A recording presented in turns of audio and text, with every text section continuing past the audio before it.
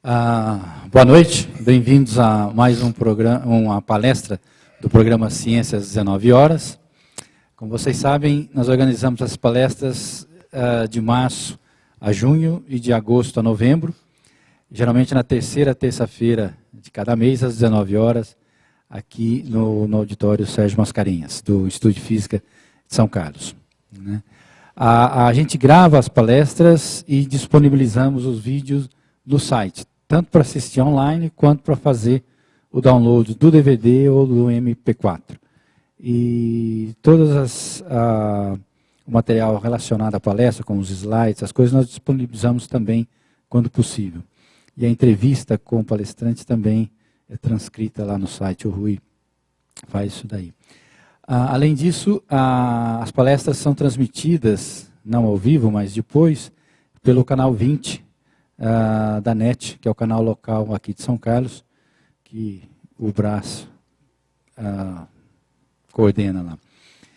E essas palestras são possíveis graças ao apoio que nós temos do próprio Instituto de Física de São Carlos da USP, né, a diretoria tem dado um apoio muito grande, a Pró-Reitoria de Cultura e Extensão da Universidade de São Paulo, nos dois CEPIDs aqui do Instituto, são projetos da FAPESP, que é o CEPOF, coordenado pelo professor Vanderlei Banhato, e aquele coordenado pelo professor Glaucio Oliva. Okay? Além disso, o INEL, que é o Instituto Nacional de Ciência e Tecnologia em Eletrônica Orgânica, coordenado pelo professor Roberto Faria, tem dado um grande apoio também, além do Instituto de Estudos Avançados da seção aqui de São Carlos. Okay? E nós temos tido também um apoio para a divulgação do Contribuinte da Cultura, coordenado pela Fátima, e também, mais recentemente, pela IPTV. E além da DBC-FM, que tem dado um apoio já há muito tempo na divulgação das palestras. Bom, e hoje eu vou chamar o Vander para apresentar o nosso palestrante. Primeiro, queria agradecer a presença de todos aqui. Boa noite. Bom, é um prazer poder vir aqui apresentar o João lá na Mesquita. E é também uma coisa bem difícil explicar quem é o João lá na Mesquita. Ele fez tantas coisas diferentes e teve uma vida tão eclética que é realmente uma vida muito interessante. Vários pontos da carreira dele estão extremamente ligadas com aventuras que muitos brasileiros apenas sonham. No começo, ele foi por mais de 20 anos diretor da Rádio Eldorado. Ele foi também o primeiro jornalista a cobrir o Paris-Dakar, o primeiro jornalista brasileiro a cobrir o Paris-Dakar em 90. Ele também participou, foi um dos poucos brasileiros a participar de uma das edições do Paris-Dakar em 97. E também ele é um dos grandes defensores da nossa natureza. Por muito tempo, ele navegou as nossas costas e documentou todas as maravilhas, coisas pequenas que a gente esquece no dia a dia.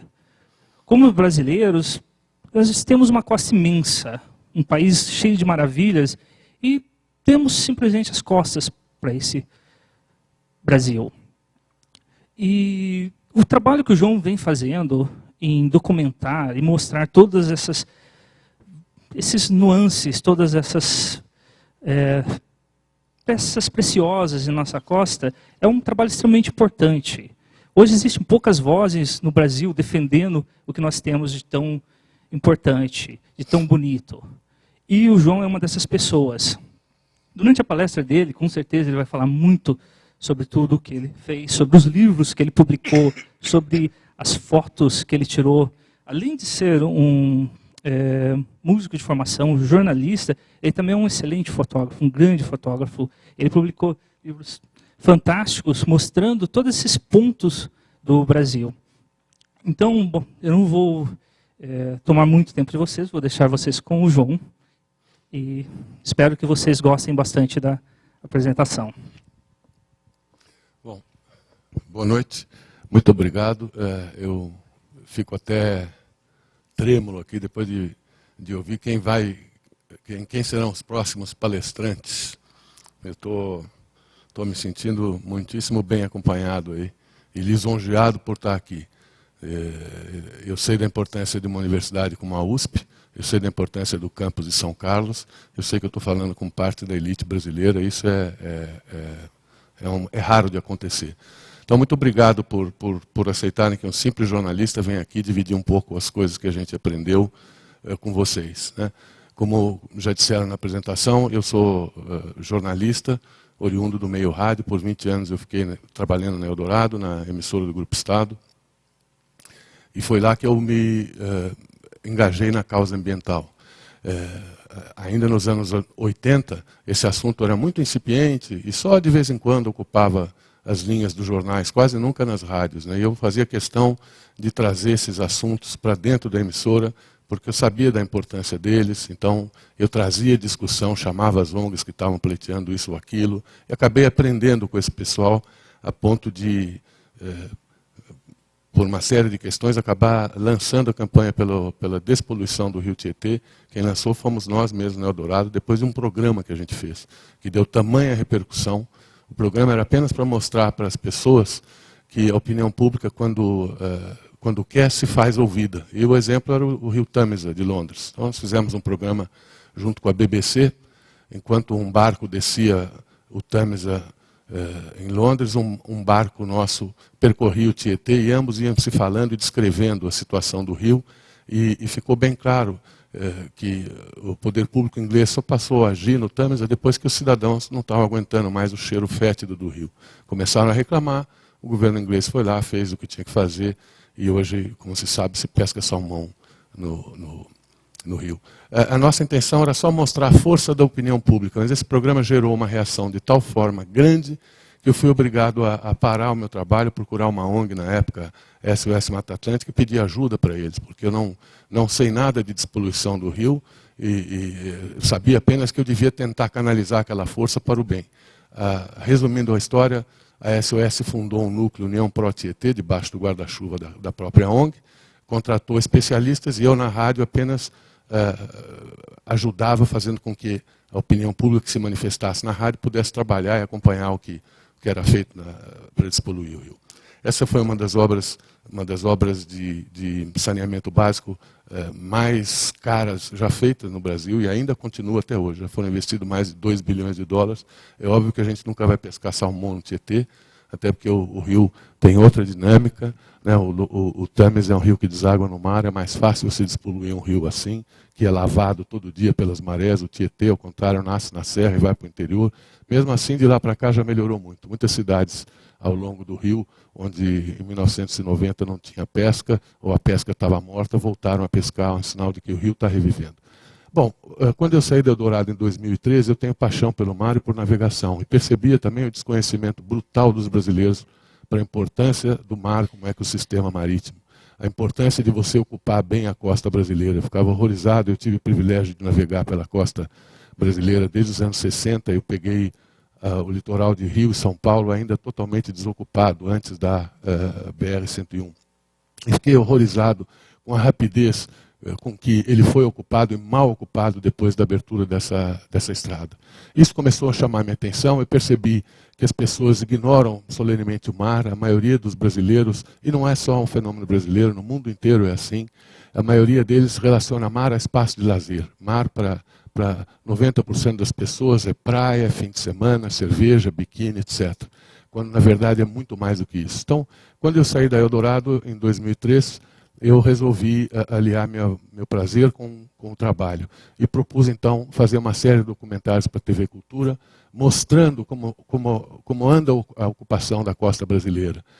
E durante 2 anos, então, eu fiz essa viagem. Levei meu barco até o rio Oiapoque. Ele está afundeado aí, o Mar Sem Fim, o veleiro, e é um pouco disso que eu vou mostrar para vocês. Depois dessa série de documentários, eu fiz outros para Bandeirantes, eu fui até a Antártica com um novo barco, fiz uma série de 5 documentários para Bandeirantes, pela importância que a Antártica tem para o clima na Terra e também para a cadeia de vida nos oceanos. E, finalmente, na minha derradeira viagem para a Antártica, no verão de 2012, o Mar Sem Fim, meu barco acabou naufragando, foi um baque tremendo. Nós passamos uma situação extremamente apertada. Tudo isso eu vou mostrar para vocês e a gente depois pode conversar um pouco mais a respeito. Então, como eu falei, a viagem começou no rio Oiapoque, eu levei o barco até, ele estava fundeado um pouco atrás desse marco, e aí a gente já começou a ver os principais problemas que a costa brasileira enfrenta. Um deles é a mentira institucionalizada, né? Infelizmente, o poder público mente descaradamente. Presidente da República, senador, deputado, prefeito. É uma lástima isso, mas está incrustado na gente. Vocês veem aí essa placa colocada pelo governo do Estado, e exatamente atrás dela tinha a boca de lobo que joga todo o rejeito dos 15 mil habitantes do município do Oiapoque direto no rio. E o rio deságua no mar. Esse é o maior problema dos oceanos no mundo, poluição ambiental. Diariamente, 2 milhões de toneladas de esgoto não tratadas são jogadas nos oceanos. E aqui no Brasil não é diferente. Outro problema sério que a gente tem, eu começo a mostrar os slides na direção em que eu fiz a viagem, do Oiapoque até o Chuí. Outro problema que a gente enfrenta é a poluição industrial. Infelizmente, 40% das grandes indústrias de transformação no Brasil estão instaladas no litoral. E assim também é em grande parte do mundo. E são indústrias pesadas que são poluentes mesmo. O impacto delas é muito grande. No caso aí, vocês estão vendo a Alumar, na ilha de São Luís, no Maranhão. Essa empresa trabalha com alumínio. Ela não precisava ter sido feita necessariamente dentro da ilha de São Luís, que por ser uma ilha já é muito frágil. Foi uma área enorme. O manguezal, que é um berçário de vida marinha, teve que ser extirpado para que a indústria pudesse ser instalada, e já houve contaminação provada pelos professores das universidades federais de lá, etc, etc. A fábrica está lá simplesmente para estar mais próxima do mar, portanto, para gastar menos para exportar o alumínio, né? Ela podia ser construída a 100 km ou 50 km para o interior, mas infelizmente é assim que acontece. Então, outro problema gravíssimo que os oceanos enfrentam é a poluição industrial em toda parte do mundo.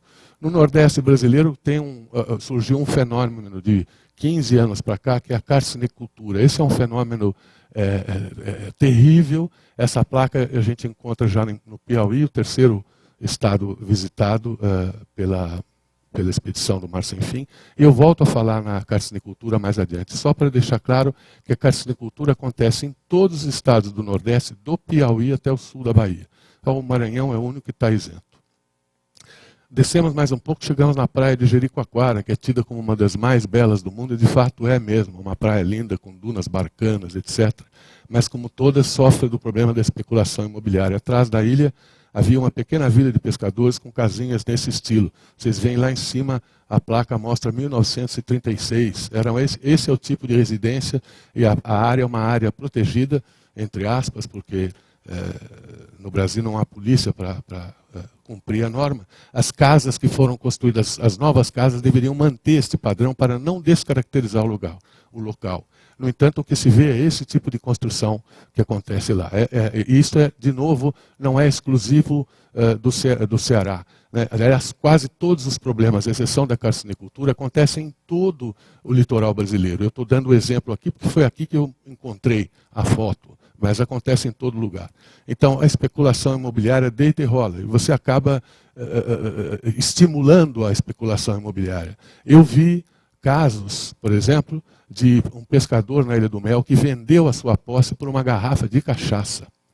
E com isso os nativos da costa perdem o acesso ao mar, perdem o acesso à sua profissão, porque deixam de ter acesso ao mar e acabam virando párias. Ou seja, não houve nenhum benefício. A ocupação do litoral brasileiro mais recente, dos anos 50 para cá, trouxe pouquíssimo benefício aos nativos. Ao contrário, eles são verdadeiros párias, esquecidos pelo poder público, chegam a fazer coisas como essa, vender uma posse para um sujeito rico, estudado, etc., por uma garrafa de cachaça.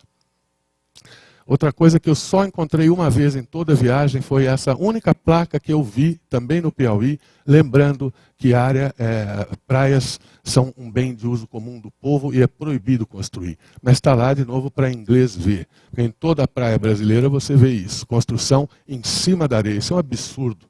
Essa casa, casualmente, é no Ceará, mas não deve nem existir. Esse muro aqui já era essa altura. Simplesmente porque a praia sofre uma erosão natural, de ventos, correntes, ressacas, etc.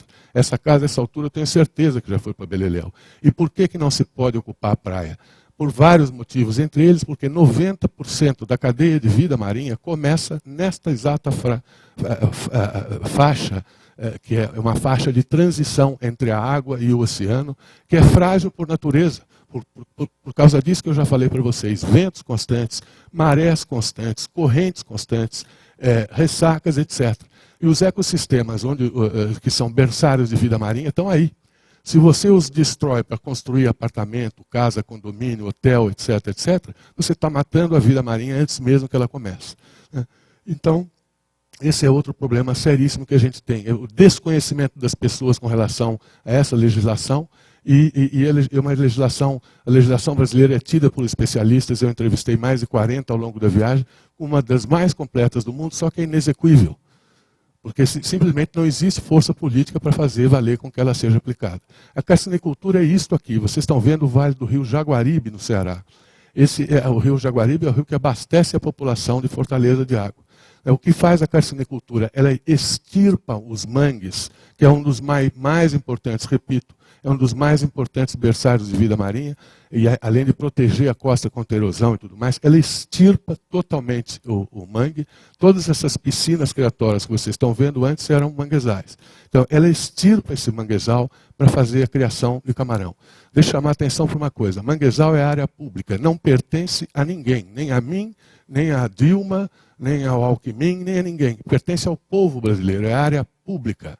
Até esta época era uma área protegida, era uma APP, como se diz, Área de Preservação Ambiental, que agora na mudança do Código Florestal dançou. Por quê? 90% dos donos de criatórios de camarão, da carcinicultura, são prefeitos, deputados, senadores e até vice-presidente da República. 90%. Eu investiguei quase todas as fazendas de camarão. Então, eles conseguem, a carcinicultura consegue fazer dois absurdos numa tacada só. Primeiro, arranca um importante ecossistema. Né? É tido e havido pelas FAOs do mundo, pelos especialistas, que a causa da perda de biodiversidade no planeta é o desaparecimento de habitats naturais. A segunda é a introdução de animais exóticos. A carcinicultura faz os dois numa tacada só. Extirpa o mangue e decidiu criar um camarão originário do Pacífico, o Paneus vanamei. É evidente que esse camarão escapa dos criatórios e acaba indo para a região costeira, tomando o lugar da fauna nativa. Sem falar os conflitos sociais que esse tipo de empreendimento causa. Porque são dados aos políticos, não é que nem um fazendeiro que vai plantar a batata, o café, que precisa comprar a terra, arar a terra, adubar a terra, gastar, investir, para depois poder faturar. Isto aqui é dado. Como é área pública, é dado. Ninguém paga por isso. Aí você vai investigar quem é o dono dessa fazenda, o prefeito dessa localidade de Aracati. Quem é o dono daquela fazenda, o senador fulano de tal. Quem é o dono daquela fazenda, o prefeito. Quem é o dono do deputado, e assim sucessivamente. É um crime ambiental que acontece em todo o Nordeste brasileiro. Fora, como eu disse, a especulação imobiliária. Né? No Rio Grande do Norte você chega a ver placas até em inglês. Por sorte, nós tivemos a crise econômica de 2008, que segurou um pouco a especulação que estava explodindo no Nordeste, porque as terras estavam sendo vendidas para espanhóis, portugueses, ingleses, etc., para a construção de resorts e coisas no gênero, enfim, detonando ainda mais a paisagem nossa, que é tão bela e tão conhecida. Né? A crise de 2008 deu uma paradinha nisso. Ainda no Rio Grande do Norte, a gente chega num dos locais mais lindos e mais importantes da costa brasileira, tem sorte de estar longe da costa, algo com 260, 300 milhas, que é o Atol das Rocas. Né?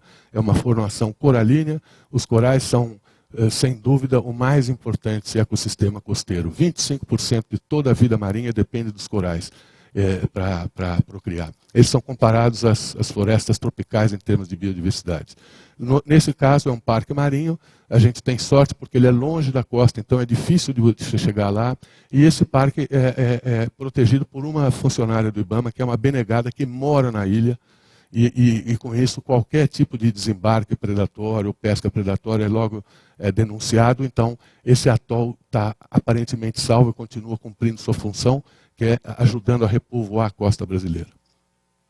Nós, paulistas, somos bastante arrogantes, a gente acha que a gente sabe de tudo, e eu chegar na Paraíba para tirar o chapéu para os paraibanos. É o único estado brasileiro que proíbe construção na orla. Não existe outro. Os paraibanos estão de parabéns, estão dando um exemplo para todos nós. Eles conseguiram encaixar na Constituição Estadual, na época da ECO 92, um capítulo referente ao meio ambiente que proíbe terminantemente a construção no litoral. A construção só pode acontecer X metros praia dentro, e na primeira fileira são casas de tal tamanho, na segunda um pouco mais alto, na terceira um pouco mais alto, e o espigão só vai aparecer lá no fundo. Então, o litoral da Paraíba está praticamente igual ao que Cabral viu. É o único estado brasileiro, você vê que tem exemplos lá, se os paraibanos podem, porque os paulistas, cariocas, enfim, gaúchos também não podem. Basta querer. A gente chega no Recife e vê outro problema comum nos mares do planeta, o deslastreamento. Isso aí é água, o navio deslastreando. O que é água de lastro? O navio, quando está na África, no Brasil, ele pega essa água para ajudar a equilibrar o barco no mau tempo, em alto mar, etc. Quando ele chega no lugar onde ele vai descarregar a carga dele, ele deslastreia.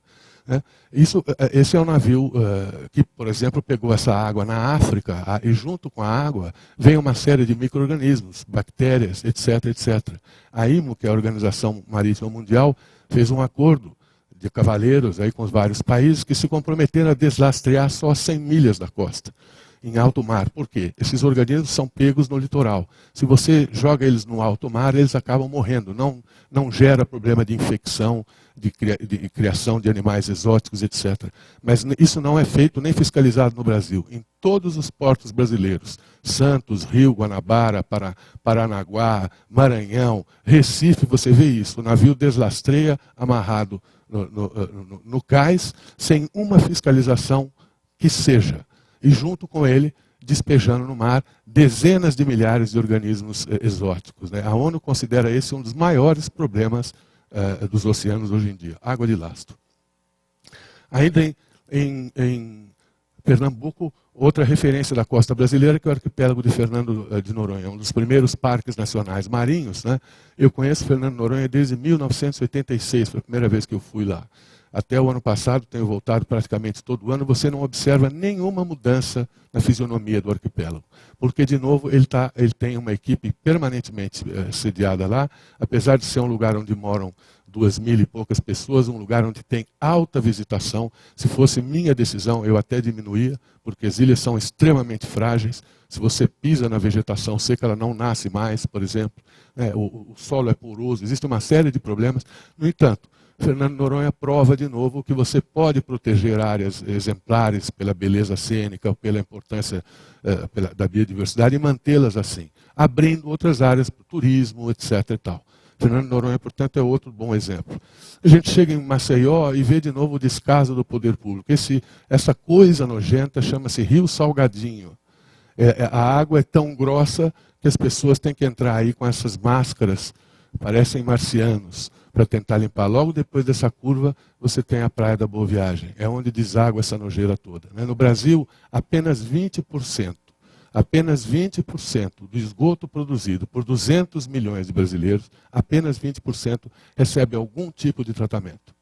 É por isso que de vez em quando o povo sai na rua furioso e ninguém entende por quê. É porque a gente paga um imposto brutal e não recebe absolutamente nada de volta. Chegamos em Sergipe, a gente mostra isso para lembrar que os mares hoje em dia também nos dão minerais, além de proteína, trabalho, lazer, etc., nos dão minerais. 50% do gás produzido no mundo vem dos oceanos e 30% do petróleo hoje vem dos oceanos. Eu estou convencido que esse século vai ver o fim da pesca em escala mundial, porque os oceanos não aguentam a capacidade deles de reposicionar, de recriar. Está sendo dilacerada pelas frotas de pesca e pelos problemas de poluição que não são exclusivos do Brasil. Então, eu tenho certeza que esse século verá, e quando eu estou falando também as coisas que eu aprendi com esses 40 e poucos especialistas que a gente entrevistou ao longo desses dois anos. Esse século verá o fim da pesca profissional em todos os oceanos e o início da exploração maciça de minerais. Porque são muitos minerais que tem no mar, não é só petróleo ou gás, mas diamante, ouro, platina, etc. E é mais uma fonte de pressão para os oceanos. Bahia, Praia do Forte, essas estacas que vocês estão vendo são estacas de marcação de ninhos de tartaruga. Aqui existe um projeto, o projeto Tamar atua na costa brasileira e é uma referência. Conseguiu salvar as tartarugas da extinção, demarcando ninhos para que você não pise nela, tomando conta, ajudando, enfim,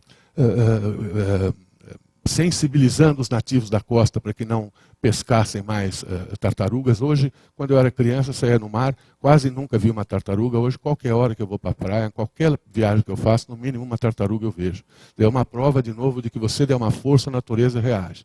Mas, ao mesmo tempo que acontece isso, tem os tais resorts, que eu tenho fico horrorizado com isso. O resort é esse tipo de hotel, um estilo neoclássico, em plena praia do Nordeste brasileiro. Ou seja, a arquitetura não tem nada a ver com o Brasil ou com aquela região. Eu fico horrorizado de ver isso.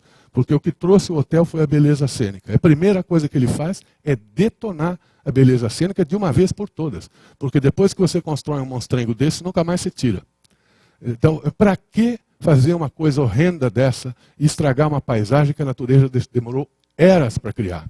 É possível construir hotéis 5 estrelas, bem feitos, sem você detonar a paisagem. Tem vários exemplos na costa brasileira. Infelizmente, são minoria. O que prolifera no Nordeste hoje em dia é esse tipo de monstrengo. Outro problema comum no Nordeste é o pisoteamento de corais. Você, quando vai para qualquer dessas praias aí, de Bahia ou Maceió, seja lá onde for, o pessoal do turismo aluga tênis para você poder pisar nos corais com tênis e não machucar o seu pezinho. Equivale a você pisar na cabeça do seu cachorro ou do seu gato. O coral é um ser vivo. Você fica pisando em cima dele e você está contribuindo para destruí-lo. Fora milhões de outros problemas. Isso acontece em todas as praias do Nordeste, também impunemente. Outro problema aí você vê do estado.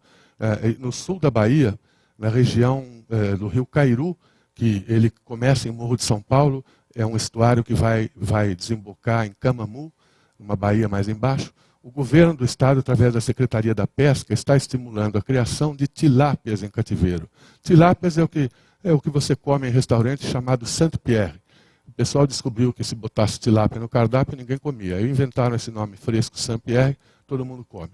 E veja o absurdo de o estado baiano promover isto numa região de água salobra. A tilápia é um peixe extremamente agressivo, oriundo da África, extremamente resistente. É óbvio que durante a despesca ele escapa desses tanques criatórios e vai tomando o lugar dos robalos, que eram os peixes naturais da época. Eu entrevistei o secretário da Pesca da Bahia criticando essa ação. Ele falou, mas o gado zebu também é uma espécie exótica. Eu resolvi encerrar a entrevista porque vi que dali não ia tirar mais nada.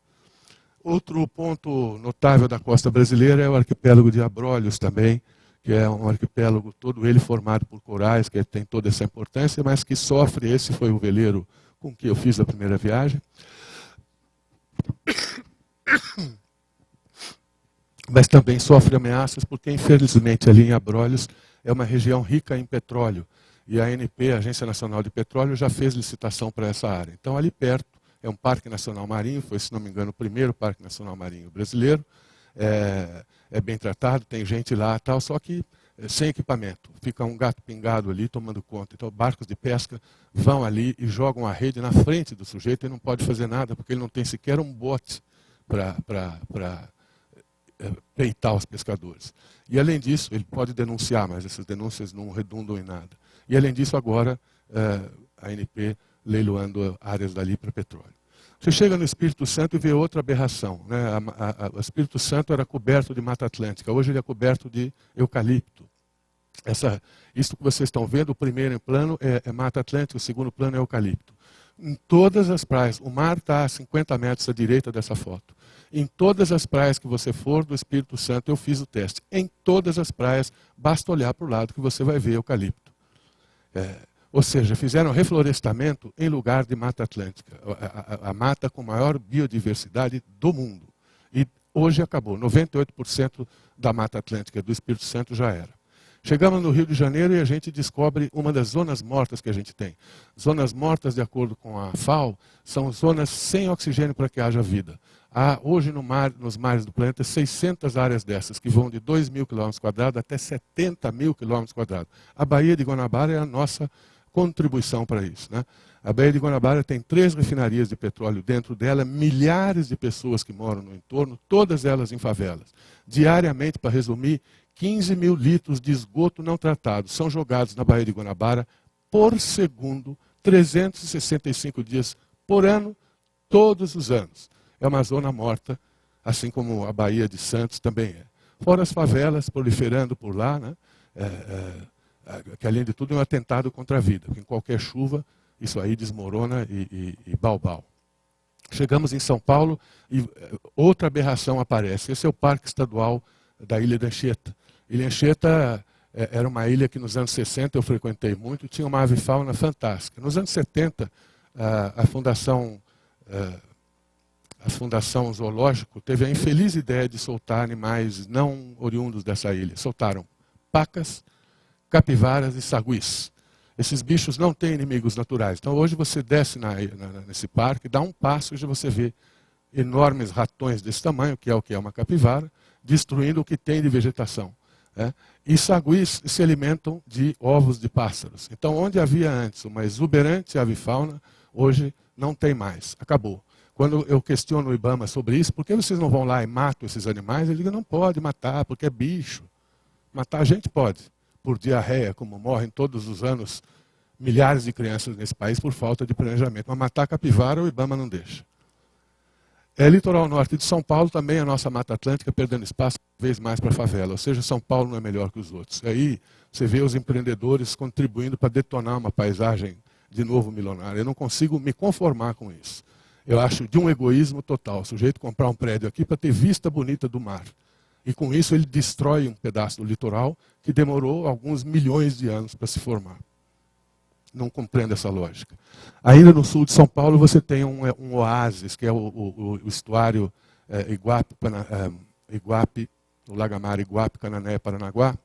Começa ali pela região de Jureia. Talvez por ser a parte mais pobre do estado de São Paulo, ela foi a última a ter estradas, etc, etc. Isso ajudou a preservar um pouco. E depois essa área toda de manguezais, que não é o que o imaginário popular julga o paraíso. O paraíso tem água cristalina, praia branca, etc. Isso ajudou um pouco a preservar esse sul de São Paulo, que permanece, é uma área, unidade de conservação e permanece em bom estado. Você vê aí de novo o Mar Sem Fim, eu fiz um trecho da viagem aí por dentro. Eu entrei por Canané, fui por pequenos canais até para Paranaguá, para poder filmar de perto e mostrar para as pessoas a beleza do ecossistema manguezal. Chegamos em Paranaguá e mais uma vez o problema de sempre é a água de lastro, como em todo lugar.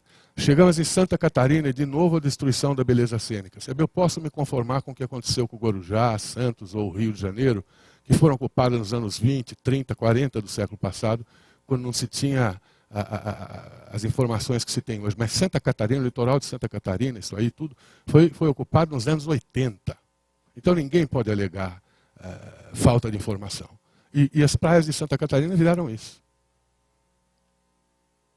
Finalmente a gente chega no Chuí, na fronteira sul, depois de 2 anos, produzindo então 90 documentários para a série Mar Sem Fim, entrevistando mais de 40 especialistas de academias, entrevistando praticamente todos os secretários estaduais e municipais dos municípios que a gente passou dos 17 estados costeiros, ambientalistas e pessoas que trabalham em ONGs também, que deram substância para o programa. E a gente aprendeu, então, a importância de você manter a zona costeira intacta, porque os oceanos são um patrimônio comum da humanidade, é uma fonte primária de alimentos para 3,5 bilhões de habitantes. Por ano são pescados 130 bilhões de toneladas, e trabalho para 150 milhões de pessoas. A produção de pesca, você vê o problema aqui da sobrepesca. Em 1950, logo depois da guerra, pescava-se 19 milhões de toneladas. Hoje se pesca 180, esse dado está já defasado. Hoje se pesca já 160 milhões de toneladas. Depois do advento do radar, da tecnologia, das redes, antigamente as redes eram puxadas à mão, eram redes pequenas. Hoje as redes são puxadas com enormes aparatos, são navios. Algumas redes têm o tamanho de 6 aviões jumbo. Alguns tipos de pesca que acontecem, por exemplo, no Oceano Mediterrâneo, são feitos com a ajuda de aviões que sobrevoam para ver o cardume. Quando o cardume está namorando, ele vem à tona naturalmente. Nesse momento, os aviões dão a posição, em seguida chegam as frotas e passam as redes enquanto os peixes estão procriando. Aí você vê que é insustentável essa situação. De 50, nós tirávamos do mar 19 milhões de toneladas, hoje tiramos 160 milhões de toneladas. 20 milhões delas são desperdício, são fauna acompanhante. O que é fauna acompanhante? Quando você passa a rede para pescar camarão, vem uma série de outros pequenos peixes e outros crustáceos juntos, etc., que são jogados ao mar mortos. Por ano, a FAO estima que sejam 20 milhões de toneladas jogadas para o mar. Ainda de acordo com a FAO, a frota pesqueira mundial é 40% maior do que os oceanos podem suportar, e a prova de que a pesca é insustentável são os subsídios anuais. São 20 bilhões de dólares. Leia-se aí, basicamente, Japão e, sobretudo, na Europa, sobretudo a Espanha. Menos de 1% dos oceanos são protegidos através de áreas de unidades de conservação, ou parques, etc. Ao contrário dos continentes, no mundo, 23% dos continentes são protegidos.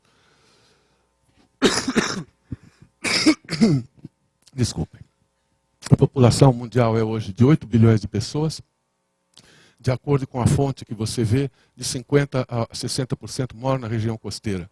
80% da poluição dos oceanos vem das atividades humanas com origem nos continentes. Por isso que todos nós que estamos aqui, mesmo aqueles que não frequentam o mar, tem tudo a ver com esse assunto. No Brasil, a densidade média é de 17 habitantes por quilômetro quadrado, mas na zona costeira é 87. Veja aí a pressão.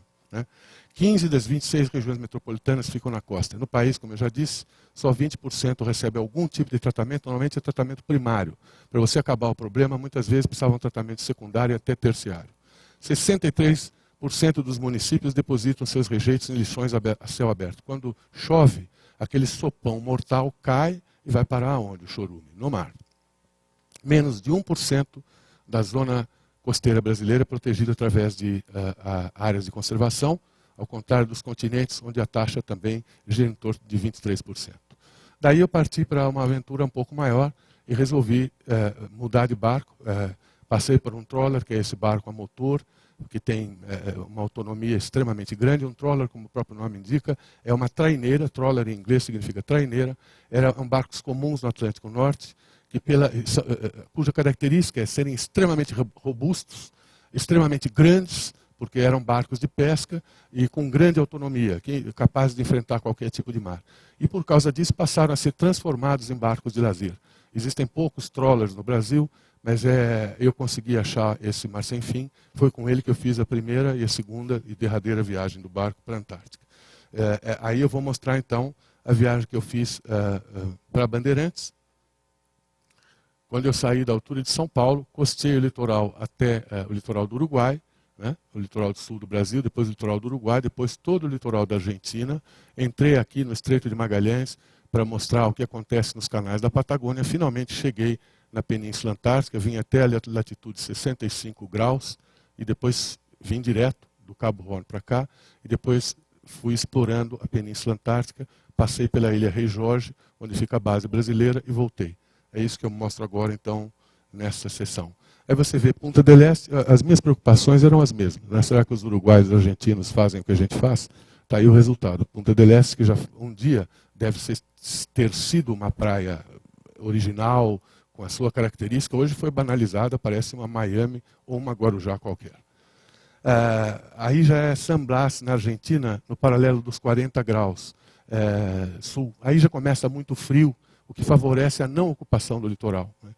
Praticamente só mamíferos marinhos aguentam aqui. O litoral da Argentina não tem as pequenas vilas como existem na costa brasileira. Esse é um dos lugares de maior importância em termos de ave e fauna. É um lugar de laguna, quando a maré baixa, as larvas ficam expostas e há uma quantidade imensa de pássaros que se aproveitam disso. Tivemos na Península Valdez, que é o lugar frequentado pelas baleias francas austrais, assim como abrolhos são procuradas pelas jubartes. No inverno, as baleias não podem dar cria na Antártica, porque os filhotes não têm a banha suficiente, a gordura suficiente. Se eles nascem lá, eles morrem de frio. Então, o que fazem essas baleias? Sobem, escolhem lugares de águas rasas, quentes, para procriar, para namorar, enfim, ter as crias. Na Península Valdez vão as francas austrais, nós fomos lá explorar. Depois parei em Puerto Deseado, que é um dos portos mais importantes de pesca na Argentina, porque eu queria comparar como é feita a pesca lá versus Brasil e ver se eu aprendi alguma coisa. Infelizmente é diferente, porque a pesca na Argentina é muito pouco praticada. Não existe, por exemplo, pesca artesanal. São só esse tipo de pequenos navios, na verdade são navios mesmo, que fazem a pesca. Então eu perguntei, por exemplo, como era fiscalizada, porque a Argentina também tem áreas proibidas de pesca, que são áreas de ecossistemas importantes. Então, como é que é fiscalizado? Os caras simples. Em cada barco desse, como são menos de uma centena de barcos, cada barco desse vai um fiscal. Então são coisas que, e ele aí não tem como não tapear o fiscal. Então, a mesma coisa com respeito aos peixes que estão na época do defeso. O fiscal está lá para garantir que eles não sejam pescados. Então, infelizmente, isso não dá para ser aplicado no Brasil, porque aqui nós temos quase 1 milhão de pescadores, 60% deles artesanais. Quer dizer, chegamos então nos canais da Patagônia, depois de ter entrado pelo Estreito de Magalhães. Ali a geografia é espetacular, é o único lugar do mundo, além da Suécia e Noruega, onde você pode ver os fiordes, né? Essas áreas erodidas pelo gelo, são baías erodidas pelo gelo. Às vezes você anda quilômetros, milhas, 10 milhas até chegar ao fim de uma delas. É de uma geografia espetacular a região, cheio de geleiras como essa, que estão testemunhas da última glaciação, gelos que têm 15 a 12 mil anos. Então eu fiz várias viagens por lá. É uma região de pesca de centoia. Centoia é esse caranguejo gigante, primo irmão aí do king crab. O principal da pesca feita nessa região é a centoia. Aí você vê, a gente trocou uma garrafa de pioca com um balde cheio de centoias com os pescadores de lá. De lá nós atravessamos então o Estreito de Drake. Esse é o pedaço de mar, vamos dizer assim, mais perigoso para se navegar do mundo, porque, enfim, é o lugar de encontro do Oceano Atlântico com o Pacífico. É um lugar das altas latitudes. Nas altas latitudes as reações do clima são sempre mais fortes, o vento é mais forte que nas baixas latitudes e assim por diante. Mas existem previsões de tempo hoje muito bem feitas. Nós tivemos uma boa previsão, atravessamos sem problemas e fomos direto para os 65 graus de latitude sul, onde fica a base ucraniana Vernadsky. Essa era a antiga base inglesa Faraday. Essa base foi muito famosa porque foi aí nos anos 80 que os ingleses descobriram o buraco na camada de ozônio. E houve depois uma movimentação mundial, conseguiram banir o CFC dos produtos que a gente compra, e hoje o buraco que antes estava abrindo, cada vez mais nos ameaçando, já está se fechando. Uma prova, de novo, de que quando a gente quer, a gente é capaz de conseguir as coisas.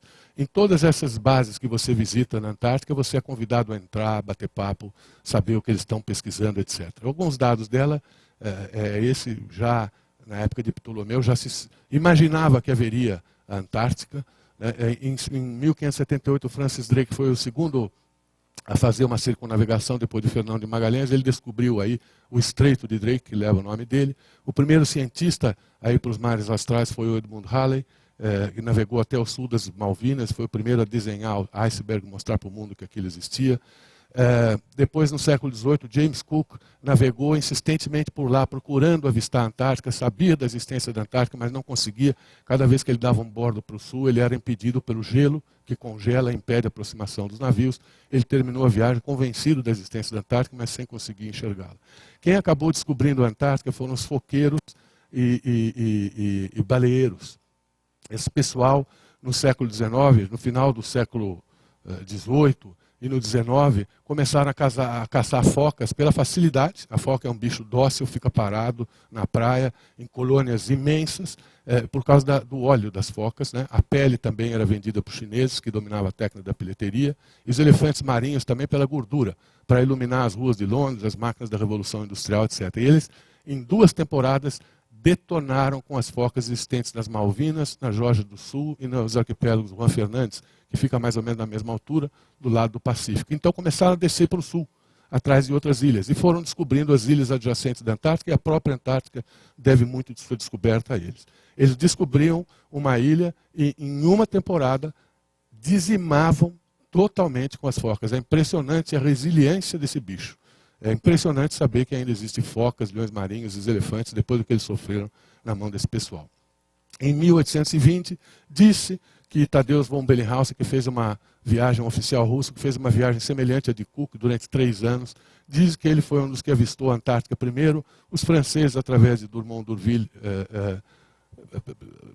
chamam para si a mesma glória. Os americanos com o foqueiro Nathaniel Palmer também, e os ingleses com o foqueiro John Biscoe também. Todos dizem que foram os primeiros a avistar. Enfim, a Antártica teve lá suas curiosidades, não foi como uma América do Norte ou como o Brasil a descoberta dela. Em 80, então, em 50 e 90 foi o ápice da atividade foqueira, em 12 Amundsen chega ao Polo Sul.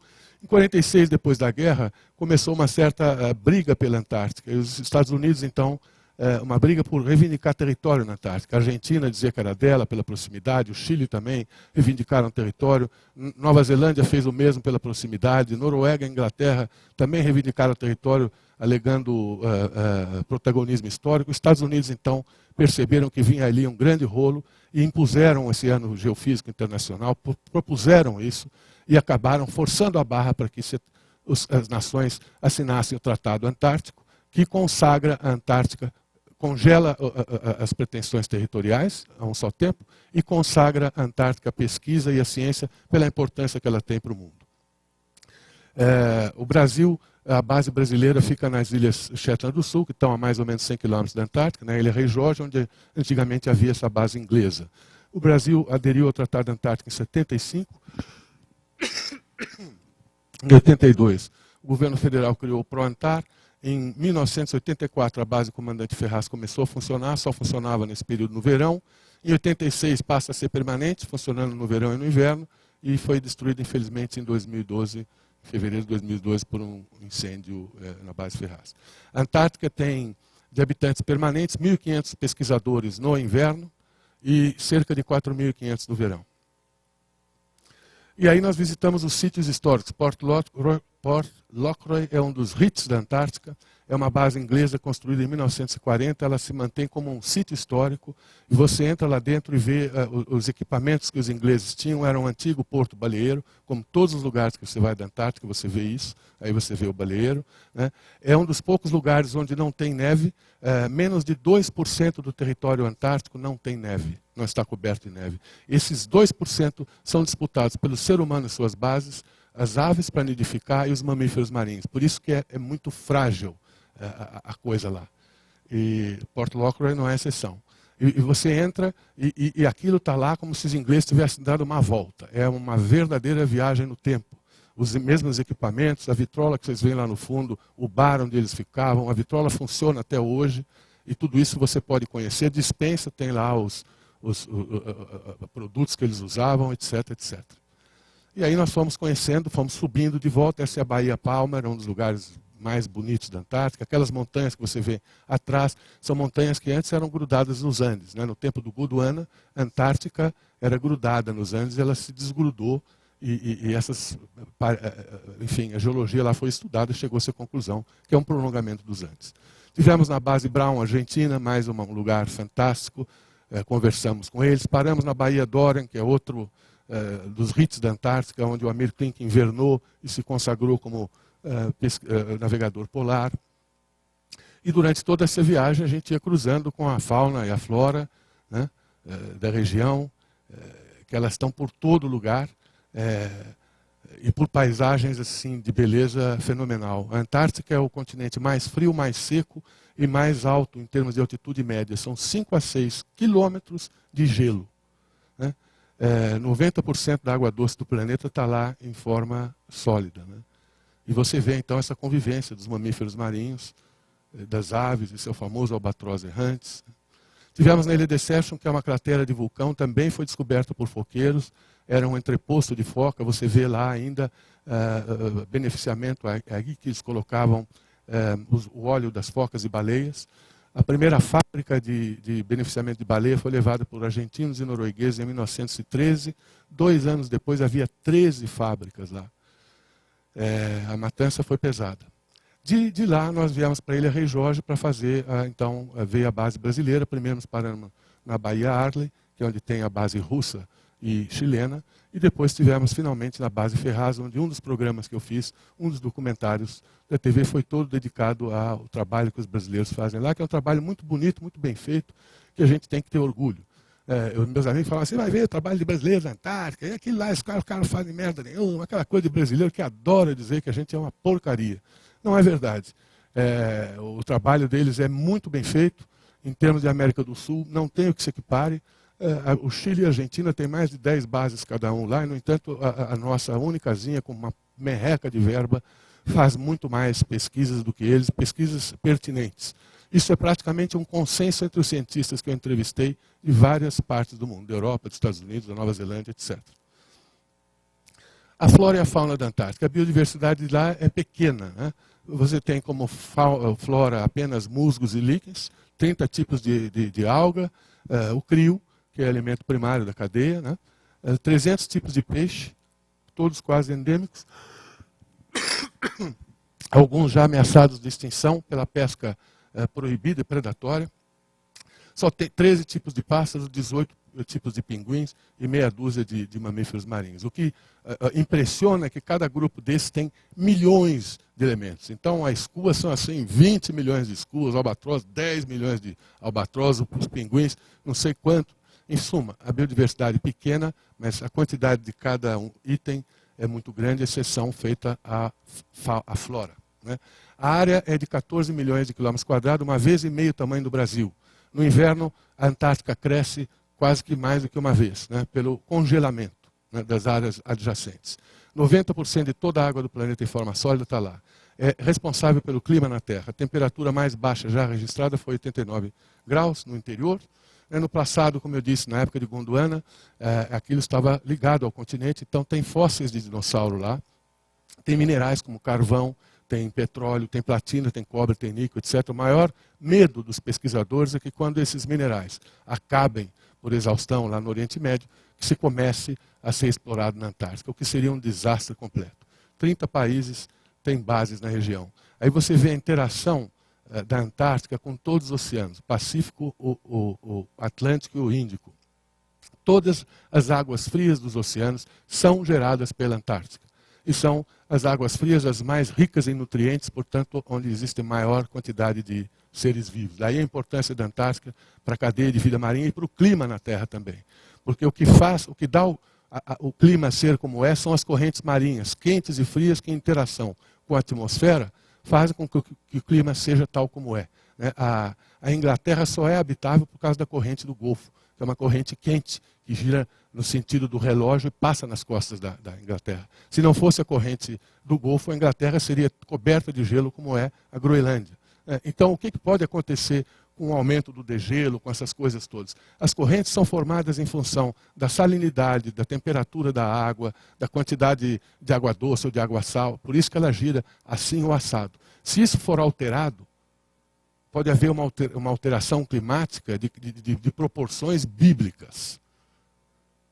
Se toda a Antártica um dia viesse a degelar os oceanos, isso não vai acontecer, evidente que não vai acontecer, mas se acontecesse por hipótese, o nível dos oceanos subiria 60 metros, o que é um cataclisma equiparável ao de Noé.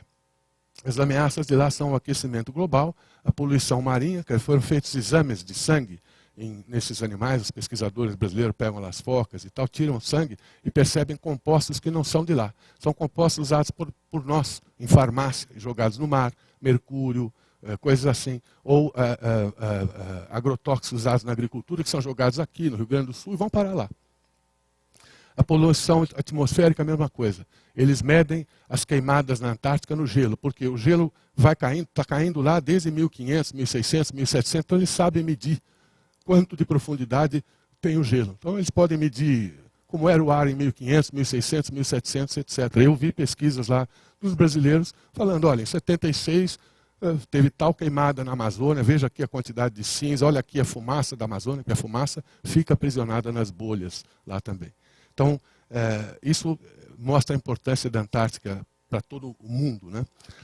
A sobrepesca é outra ameaça, a introdução de animais exóticos, já foram vistos lá carrapatos em pinguins, que infelizmente são levados pelo ser humano. O turismo, porque é gente, onde vai gente tem problemas, e nossos hábitos de consumo, que são totalmente insustentáveis, né?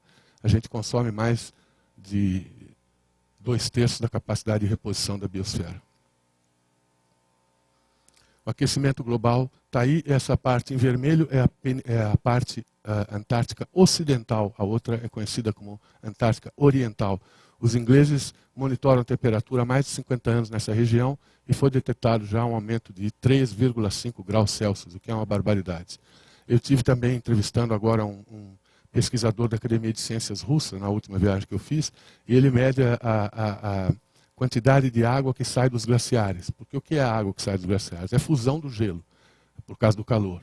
Então ele vem medindo, há 20 anos que ele vem medindo a quantidade, esse parâmetro ele prefere, me deu uma explicação científica e tal, mas ele prefere medir esse parâmetro, né? Quantidade de água que se funde de gelo se transforma em água e vaza para o mar. Nos últimos anos, a quantidade na Antártica aumentou em 13 vezes.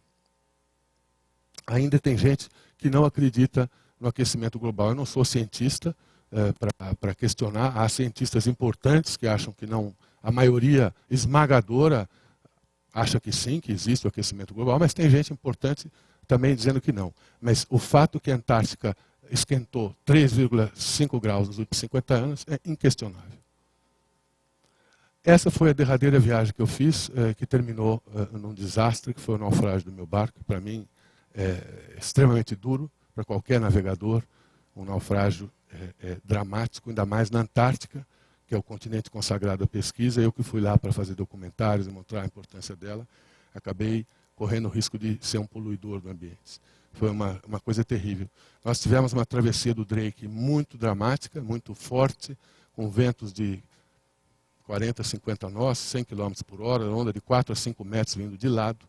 Quando nós chegamos na ilha Elephant, na ilha Deception, que é essa cratera de vulcão, eu mergulhei, porque estava achando o barco meio esquisito, e vi que nós estávamos fritos. Eu tinha perdido um dos lemes, de um dos lados do barco tinha 2 motores. De um dos lados eu perdi o leme, do outro eu perdi a bucha do pé de galinha, que eu já explico o que é uma peça tão importante quanto o leme. Eu vi que a nossa situação era absolutamente dramática, que a gente só sairia com o barco de lá se tivesse ajuda divina mesmo. Então, em vez de ir para a Península Antártica, a intenção dessa viagem era fazer um charter para a Península Antártica, né? Eu viria para cá de novo, repetindo a viagem anterior, mas resolvi ir para a Ilha Rei Jorge, nessa situação, desembarcar os passageiros. Ali tem o único lugar que tem uma pista de pouso, ao mesmo tempo em que eu trazia reforços para me ajudar a tentar evitar esse acidente ecológico. Então foi isso que aconteceu. Eu mergulhei e vi então a bucha do pé de galinha. O pé de galinha é essa peça que fica o eixo do barco, né? O eixo sai mais ou menos a meia nau. Meia nau do barco ele sai e vai para ré. Se não tiver uma peça que grude, essa peça de ferro que vocês veem aqui, grudada no casco, o eixo vai ficar balançando. Isto é o pé de galinha, né? É um material de ferro. O eixo é de aço. Para que não haja atrito, existe uma bucha, que é essa coisinha que vocês veem aqui. Por dentro dessa bucha existe plástico, para que o eixo não tenha fricção direta. E eu perdi essa peça. Isso sinaliza que com esse lado aqui eu podia contar muito pouco com o motor. Eu podia botar só numa velocidade muito baixinha. E no outro lado, sem leme, o barco estava praticamente ingovernável. Nós estávamos em Deception, que é um entreposto baleeiro, que não tem recurso nenhum, enfrentando ventos diários de 50 nós. Essa foto dá para ver bem, essa coisa branca, tudo era o vento descendo a 100 km por hora. Nós tivemos que esperar vários dias aí até que o tempo melhorou para podermos ir para a Ilha Rei Jorge. Aí atravessamos, passamos pela Ilha Smith, bem devagarzinho. Em Rei Jorge ficam as bases de 9 países. Aquela ali é a base brasileira, na Enseada Martel. Essa é Machu Picchu, peruana. Aqui Artovsk, polonesa. Essa é a base Carline, dos argentinos. King Sejong, dos coreanos. Artigas, do Uruguai. Bellinghausen, da Rússia. Capitania Puerto Fields, do Chile. E Great Wall, da China. Então eu vim para cá, desembarquei os passageiros e chamei um amigo que é um expert em náutica para que viesse me ajudar. E ficamos eu, os 2 marinheiros e esse amigo, sofrendo ventos diários. Vocês veem aí a bandeira brasileira como estava, sofrendo ventos diários de 50, 60 nós sem conseguir dormir. e com auxílio dos argentinos que ajudaram a mergulhar. O leme do meu barco, eu tinha leme reserva, mas o leme pesa mais de 100 quilos. Imagina você tratar com isso debaixo d'água. Eu precisava de mergulhadores profissionais, os argentinos nos ajudaram, sem perguntar quem eu era, por quê, como. Esse comportamento do ser humano é característico da Antártica. Ele é tão hostil, tão hostil, tão hostil, que todo mundo se ajuda, mesmo não falando sua língua, não sabendo quem você é. Está em dificuldade, conte comigo, é bonito de ver isso. Mas, enfim, acabou recuperado pelos 3 mergulhadores argentinos. Mas eu estava na Baía Potter, ela era uma geleira. E à noite, com esses ventos fortíssimos, caíam pedaços de gelo no mar, maiores do que o meu próprio barco, e vinham de encontro ao barco. Então, eu resolvi sair daí, esperar em frente à base dos chilenos e dos russos, que é a Baía Adler, porque ali pelo menos não tinha gelo me ameaçando. Aí vocês veem na foto, ali é o Mar Sem Fim. Ali branquinho é o Mar Sem Fim, essa aqui é uma barcaça russa. Mas esse foi o único segundo que a gente teve de tempo bom. Imediatamente começaram a soprar ventos de 70 quilômetros, 70 nós, 60 nós, depois foi para 70, depois chegaram incríveis 85 nós de vento. Nós tivemos que abandonar o barco. Né? Esse vento é um fenômeno, é um vento que vem do lado leste, e é raríssimo de acontecer. Normalmente os ventos da Antártica vêm de oeste, do Pacífico, para o Atlântico. Dessa vez o vento era leste. Por quê? Eu descobri isso depois pelo decano brasileiro aí para a Antártica, foi o professor de meteorologia da USP, Rubem Junqueira Vilela, que me explicou esse fenômeno do jato inercial frio. É um tipo de vento que começa no mar de Weddell, que é permanentemente congelado. Foi esse mesmo mar que congelou o Endurance do Shackleton, se vocês conhecem a história dele. Enfim, esse pedaço é permanentemente congelado. Então começa um vento que vem nessa direção e chega aqui, ele barre na cordilheira antártica e não consegue passar. Então o que ele faz? Ele torce. Ele torce para a esquerda e um vento que sai de sul torce para a esquerda passa a ser um vento de leste. Ele aí junta-se com os centros de baixa pressão, que vem sempre de oeste para leste, nesse sentido. Né? Então, eu fui pego por esse fenômeno. É por isso que a ilha onde eu estava sofreu esses ventos que são raríssimos de acontecer no verão. Isso não acontece quase nunca no verão. E, no entanto, aconteceu quando eu estava lá. Houve uma manhã que a gente recebeu a previsão que naquela noite entraria ventos de até 85 nós, 150 quilômetros, com ondas de 10 metros dentro da baía. Nós tivemos que abandonar o barco sob pena de a gente morrer lá. Se a gente não tivesse saído na exata hora que a gente saiu, eu não estaria aqui fazendo palestra hoje. Teria ido para o fundo como meu barco foi. Pedimos ajudas aos chilenos, que se desdobraram, conseguiram botar um bote na água, sofrendo ventos de 50, 60 nós, por isso que vocês veem as fotos assim, difíceis de enxergar. E nós desembarcamos e o Mar Sem Fim ficou fundeado. Vocês veem aí a Baía Adler, totalmente coberta de gelo. Aquele gelo de Weddell foi todo levado para lá. Meu barco ficou preso no gelo, o Mar Sem Fim ficou totalmente preso no gelo. No dia 7 de abril, ele afundou, ficou só a proa para fora. No dia 9 de abril, ele estava inteiramente debaixo d'água. Foi um dos momentos mais dramáticos da minha vida. E um ano terrível, o ano de 2012. Porque eu passei o ano inteiro esperando o próximo verão para poder resgatar o Mar Sem Fim, que era uma obrigação moral que eu tinha. E graças a Deus, com o auxílio da Marinha do Brasil, sem a qual eu nunca conseguiria ter feito isso, a gente conseguiu resgatar o Mar Sem Fim e com 0 de poluição ambiental. A Marinha, por causa do incêndio na base Ferraz, desse ano mandou não só os navios polares dela, que é o Ari Rongel e o Maximiano, mas mandou também esse aí, o Filinto Perry, para ajudar, porque tudo que não é originário da Antártica, de acordo com o Tratado da Antártica, tem que sair de lá. Então, meu barco teria que sair de lá, os destroços da base brasileira têm que sair de lá também, por isso a Marinha então mandou esse navio para ajudar a trazer os destroços. Foi a minha sorte, porque aí eles nos levaram de carona. Eu contratei uma empresa chilena, Nautilus, que levou um container inteiro para fazer o resgate, e contratei também um rebocador para trazer o barco de volta. O processo de trazer o barco à tona é esse, essa é a planta do Mar Sem Fim. Eles cavam com jatos de areias, cavam buracos embaixo do barco, depois passam faixas, sob essas faixas atam barras de ferro, sob as barras de ferro, boias de até 10 toneladas. O barco pesa de 50 a 60 toneladas. Eles usaram, então, 5, 6 boias, e esse processo é o que traz o barco à tona. Nós tivemos alguns dias, foram 6 semanas de trabalhos, alguns dias que o tempo ficava péssimo, não era possível trabalhar, entrou pausa aí de 70 nós de vento, outros dias vinha uma bonança. Isso são paisagens da Baía Max, onde a gente estava. Finalmente, o barco veio à tona, daquela forma que eu mostrei para vocês. Esse navio está morto, foi o que disse nesse dia, foi o primeiro dia que eu entrei dentro do barco e que todos os marinheiros que participaram do resgate, russos, não só marinheiros brasileiros, mas os russos, essa barcaça eles cederam e ajudaram pessoalmente, os chineses, os chilenos, todos, enfim, a tristeza deles ao ver o barco, são todos marinheiros e sabem como dói você perder um barco. É um pedaço de você mesmo que vai embora, né? Então, o navio está morto, foi o que disse um oficial brasileiro para o outro, a hora que o Mar Sem Fim apareceu desse jeito. Ele olhou para baixo e falou num tom triste, sentido: comandante, o navio está morto. E eu aí tive que tomar coragem e entrar dentro, né? E o que era o passadiço do barco, essa beleza, estava assim. O que era a sala. Então, vocês veem 9 meses debaixo d'água, o que produziu. Felizmente, o barco mostrou que era muito bem construído.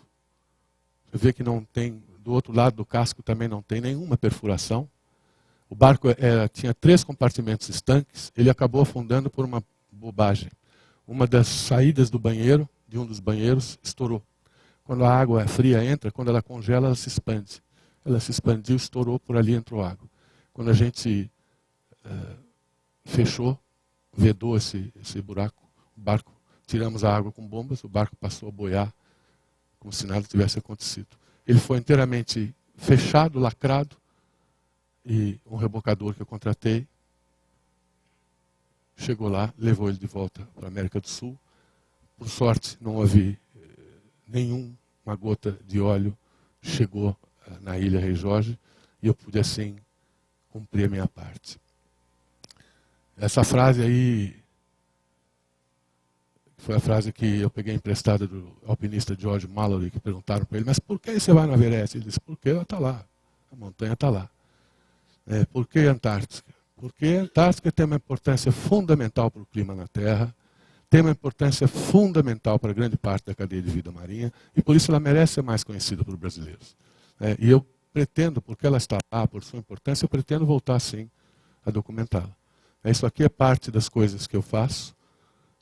Todas as entrevistas, tudo isso que eu estou falando para vocês está aqui dito pelos maiores especialistas. Eu vou doar uma singela contribuição que eu posso fazer para a universidade em agradecimento ao convite que vocês fizeram. E é isso, pessoal. Essas coisas que eu vou vendo, eu transformo em livros. Esse é o Brasil Visto do Mar Sem Fim, que é uma transposição da série dos 90 documentários.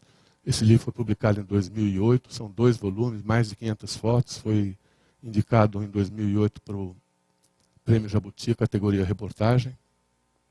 Aqui você tem 5 DVDs da costa brasileira, não estão os 90 documentários, mas se não me engano são 7 horas de documentário mostrando do Amapá ao Chuí, os depoimentos de todos esses professores, especialistas estão lá.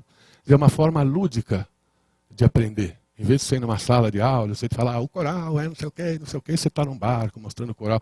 Qualquer um aprende, é mais fácil, é mais gostoso. E depois você tem esse material que fica para registrar, para poder ser visto, né? E também tem aí os 5 programas que eu fiz na Band. E agora o que eu estou fazendo é terminar o livro onde eu conto a minha história com o Mar Sem Fim. E terminar os documentários, eu levei a minha equipe, fiz os documentários mostrando todo o processo de resgate, eu tinha a obrigação de fazer isso. O meu acidente foi discutido no plenário da Associação Antártica Mundial no ano passado. É a resposta que eu posso dar para a comunidade antártica, o esforço que a gente fez com o auxílio maravilhoso da Marinha do Brasil para resgatar o barco sem gerar poluição por um local tão sensível como a Antártica. E felizmente nós tivemos sucesso. O barco foi de volta para Punta Arenas, foi vendido como sucata, mas nem um pingo de óleo diesel chegou até as praias. E tudo que eu faço, todas as coisas que eu faço, as matérias que eu consigo levantar, as entrevistas e outras que não são de produção minha, estão no meu site, à disposição de quem quiser. Muitíssimo obrigado, eu me sinto honrado de estar aqui com vocês. Obrigado, e a bola agora é sua. Se quiserem, estou aqui para responder.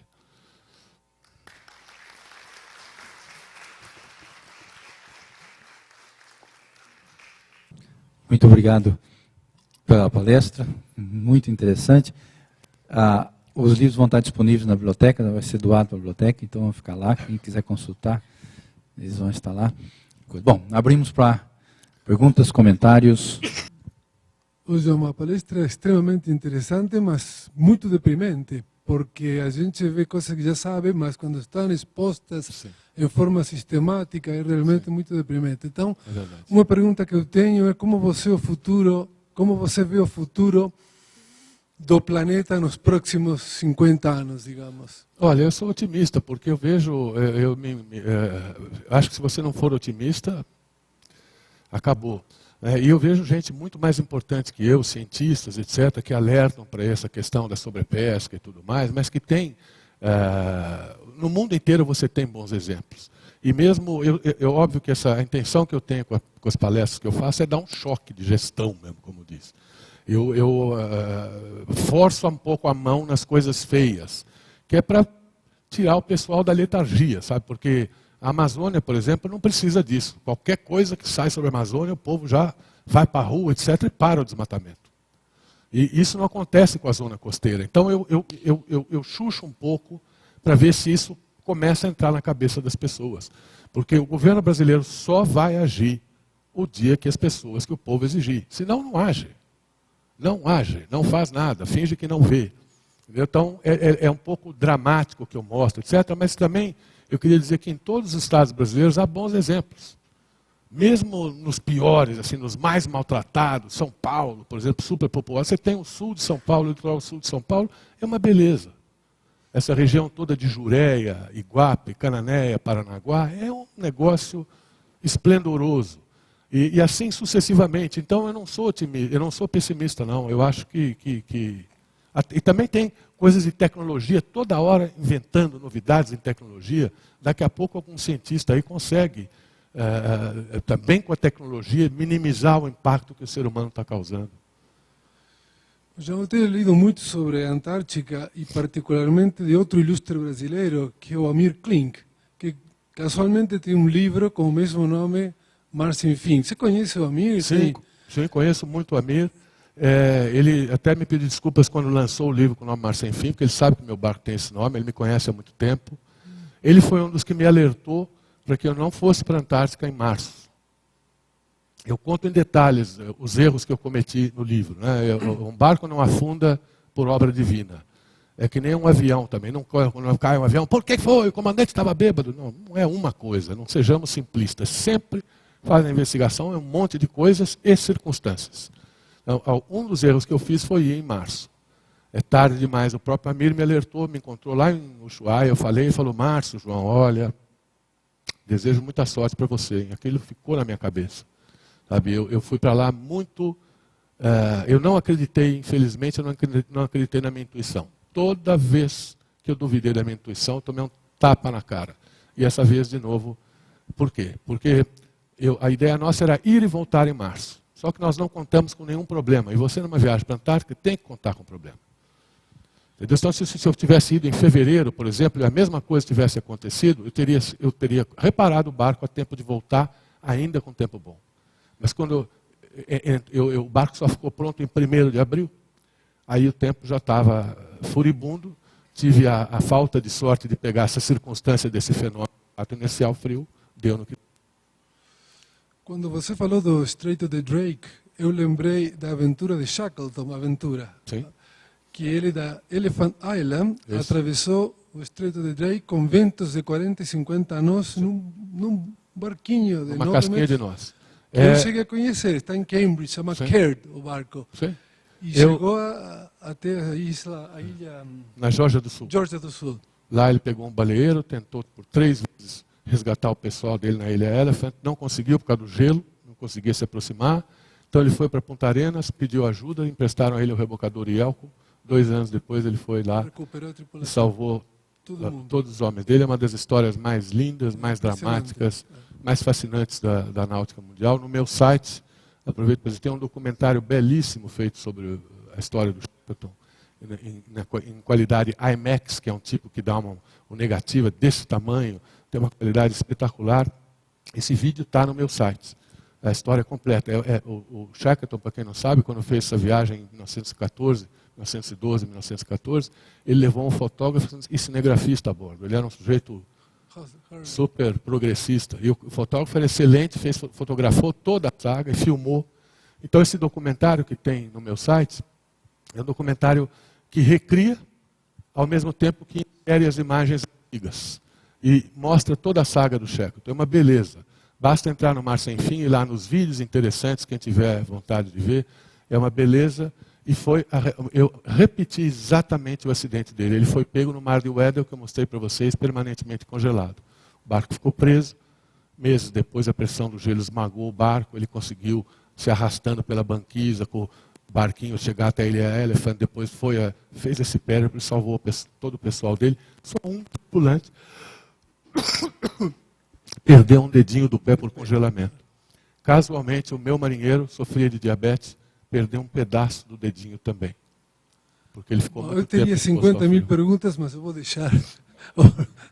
Voltando na parte do impacto da poluição nas nossas costas, você acha que a Olimpíada de 2016 vai ter algum impacto na poluição da Baía de Guanabara? Olha, é difícil. Ela já tem tanta poluição que eu não vejo como. O que o pessoal vai fazer regata ali? São barcos à vela. Não tem como. A Baía de Guanabara é um bom exemplo de como a gente consegue estragar uma área belíssima. Ela é cercada, agora não me lembro a cifra. Eu tenho no meu site. Entrevistei todo mundo ali. É algo como 8 milhões de pessoas no entorno. E sem saneamento. É 15 mil litros de esgoto por segundo, todos os dias. É uma coisa impressionante, quer dizer. O que uma regata pode piorar do que isso aí? Não acredito, não. E você acha que deveria ser mudado para algum outro lugar a vela? Não. Talvez ajude a chamar a atenção. Porque quando nós lançamos o projeto Tietê em São Paulo, que deu certo, apesar de que a maioria do paulistano acha que não, porque passa lá pelo rio, perto de São Paulo, e ele continua tão nojento quanto antes. Mas melhorou muito. Quem mora ao longo do rio, 150 quilômetros fora de São Paulo, já pode pescar. E agora o governo de São Paulo foi sério na época, era o governo Mário Covas.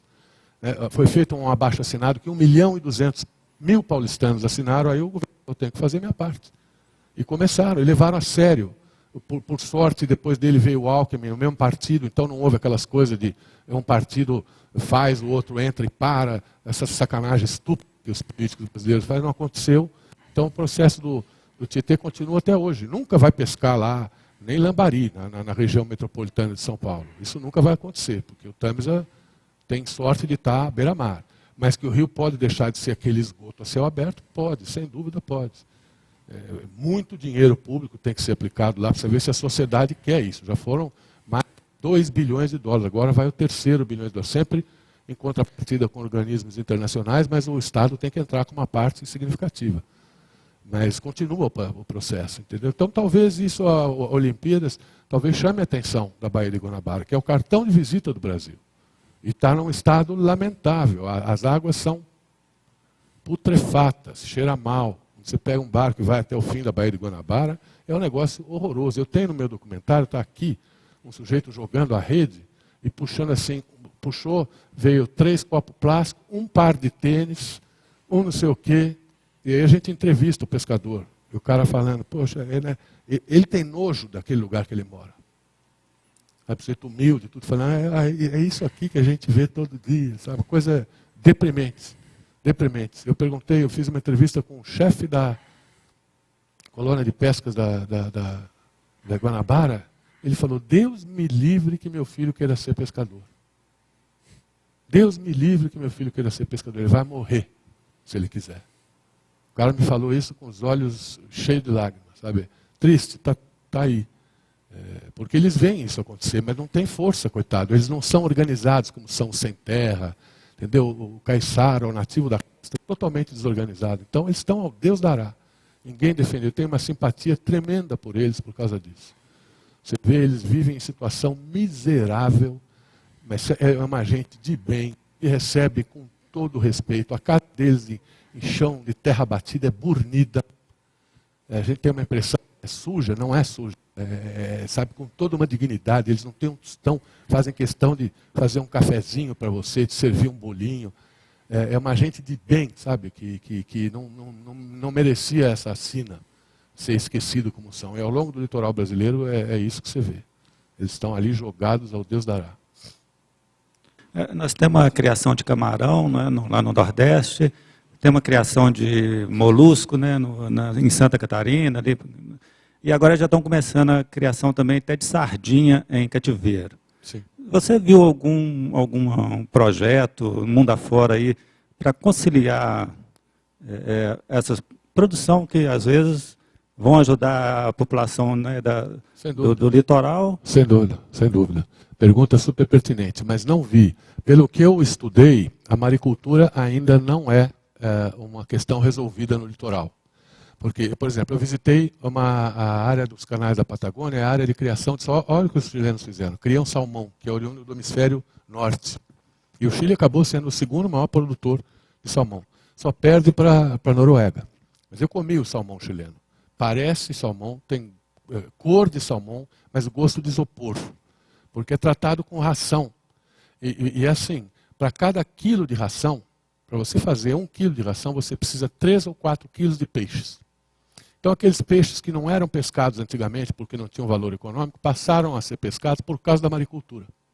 Aí você pega 3 quilos de peixe para produzir 1 de ração. Você já vê que a conta é insustentável.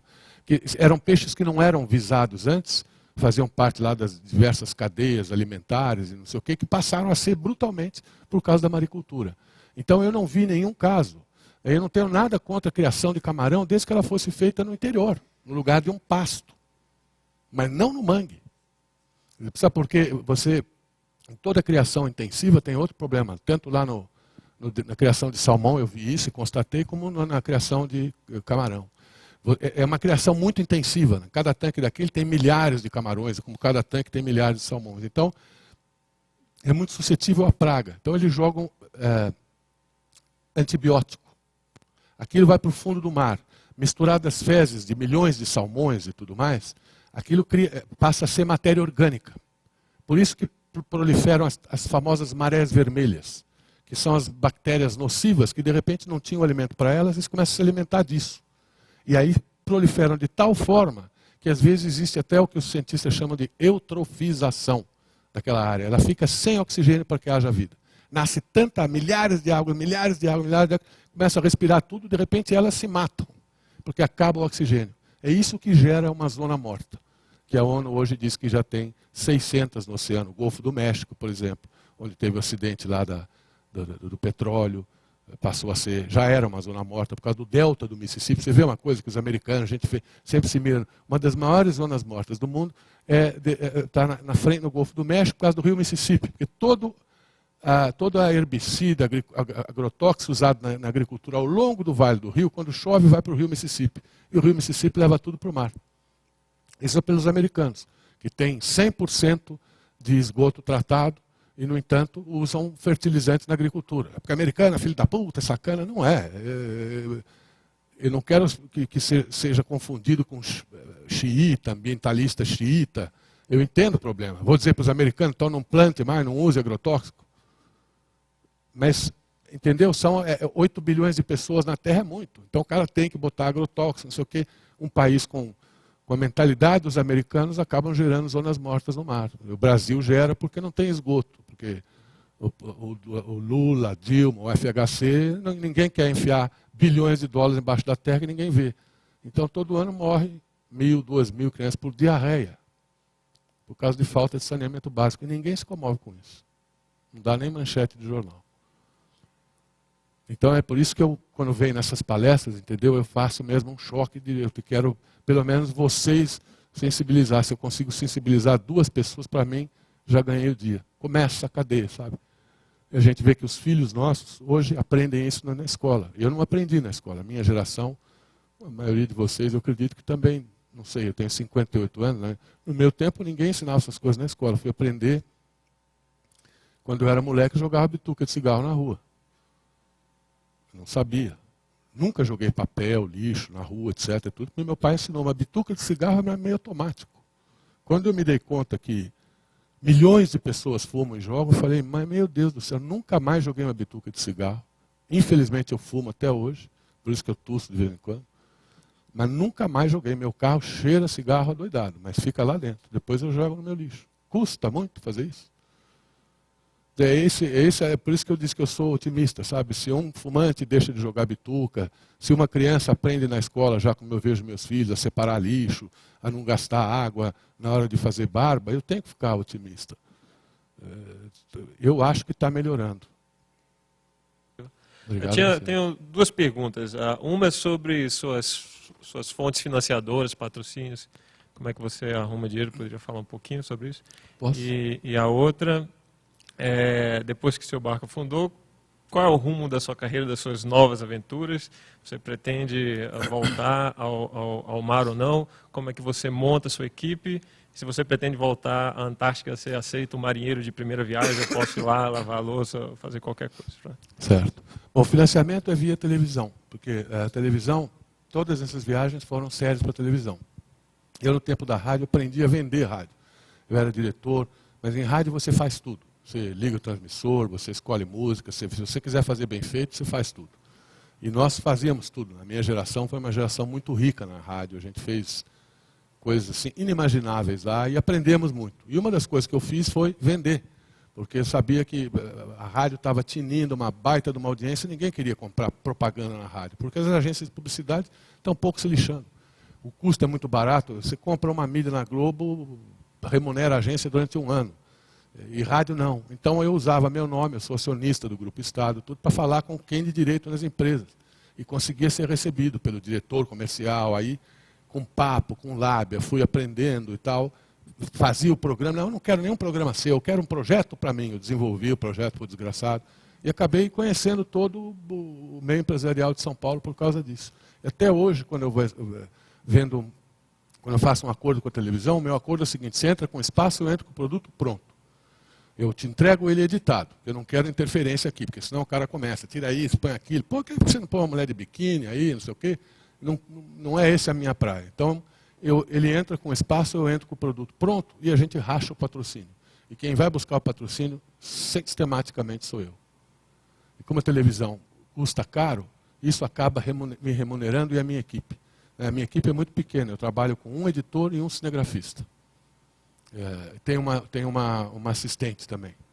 Agora, isso tudo cuida do site, cuida da edição, quando o barco está ameaçando afundar, é esse pessoal que vai buscar peça. Minha assistente chegou a levar peça até Punta Arenas para não atrasar, e assim vai. Então, é uma equipe pequena, um custo baixo. Eu aprendi que para eu sobreviver eu tenho que ter um custo baixíssimo. Nessa viagem para a Antártica do resgate do Mar Sem Fim, eu ousei pela primeira vez, eu levei 2 cameramans para poder ficar mais dinâmico, mas um deles era câmera e ao mesmo tempo que editor. Então, uma equipe de 2 pessoas.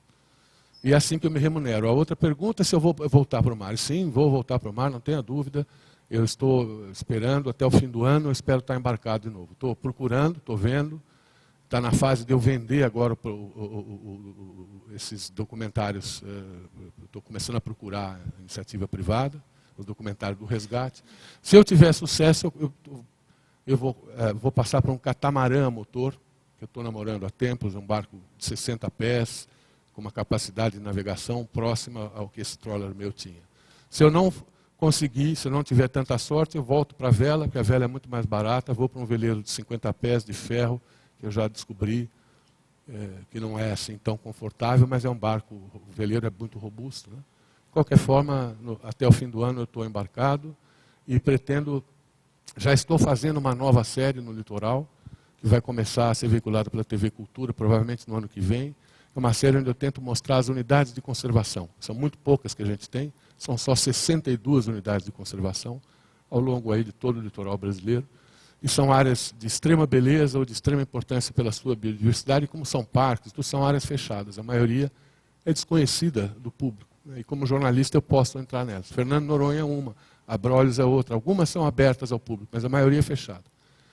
Então, e essa série, como 90% dessas UCs estão na planície costeira, eu não preciso necessariamente um barco. Eu vou de avião por estado, alugo carro, e assim eu tenho gravado. Quando as UCs estão em praias, eu alugo um barco, arrumo um barco de algum amigo, dou um jeito e vou chegar lá também. Então, essa série, com essas séries e com a venda dessa do resgate, espero poder fazer grana para até o fim do ano, ou no máximo até o começo do ano que vem estar embarcado.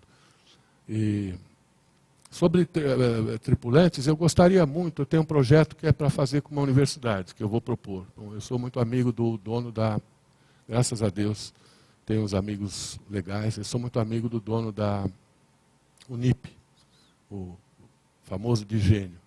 E eu tenho um projeto de fazer um barco. Ele tem um barco, né? Ele tem uma escola do mar, ele tem um barco na Amazônia. Então os melhores alunos de geografia, de biologia, não sei o que lá, são premiados e saem nesse barco com os professores, com o médico Drauzio Varela, entram no mato para aprender biodiversidade, não sei o que. Eu estou com um projeto para tentar mostrar para o Digênio, que ficou muito sensibilizado com o meu acidente, foi uma coisa muito dramática. Eu cobri em tempo real. Ele sabe que o barco era... Eu não tenho posses para ter outro barco desse. Eu tive uma sorte enorme de comprar esse barco por um preço muito barato. E ele ficou sensibilizado. Eu estou fazendo um projeto para apresentar para ele, para poder ir com alunos, levar alunos para as viagens que eu faço. E hoje, com a tecnologia que você tem, você já pode ter, custa um pouquinho caro, mas é 20, 30 mil dólares, não é nada demais se você pensar, já é possível ter uma internet que funcione quase como essa dentro do barco. Então, através disso, você pode dar aulas, ir para Fernando Noronha e mostrar, e dar aula, chamar um professor, entendeu? Então, eu estou procurando ver se consigo fazer um projeto assim para sensibilizar uma universidade. Porque é uma forma de eu poder continuar no mar, que eu gosto, e não ser egoísta, estar passando o que eu estou aprendendo para outras pessoas. Quer dizer, digamos assim, dar uma função social para o meu grande prazer, que é navegar, e paga minhas contas.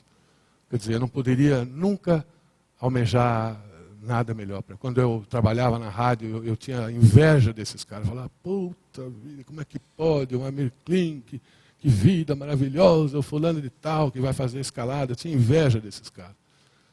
E se eu tive um sonho de criança, assim, foi ser repórter da National Geographic. Pelas viagens. Porque você vê a National Geographic, você vê os caras vão nos lugares mais lindos do mundo, fotografa, escreve. Eu achava aquilo fascinante. De repente, a minha vida deu tanta volta e eu estou aqui me vendo fazendo isso. É muito precário, não é bolinho. Você tem que trabalhar para burro, que nem um camelo, para conseguir patrocínio. É tudo uma guerra. Mas até agora, graças a Deus, eu estou conseguindo. Se Deus quiser, eu vou continuar conseguindo. Obrigado.